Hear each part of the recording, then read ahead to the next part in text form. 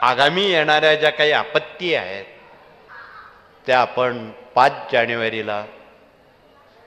भाग्यवंत पुण्यवंत लोकांच्या हातून जे अजून जगात तो भस्म विधी झालेला नाही, तो विधी तुमच्या आमच्यासारखे सामान्य माणसाला करण्याची संधी मिळणं ही एक फार मोठी पर्वणी आहे. मोठे लोक करतील, पण तुम्ही आपण सर्वसामान्य जे लोक आहोत, मध्यम वर्गातले, त्यांच्यापर्यंत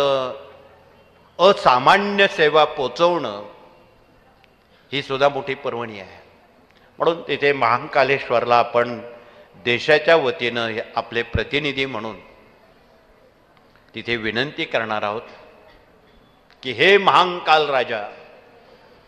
जगावर देशावर ज्या रोज रोज आपत्त्या येत आहेत, रोज काही ऐकलं तर वाईटच बातम्या वाहिनीवर तुम्ही ऐकता, हे कुठेतरी थांबलं पाहिजे. म्हणून महाकालेश्वरांना आपण सर्वजणांनी विनंती करावी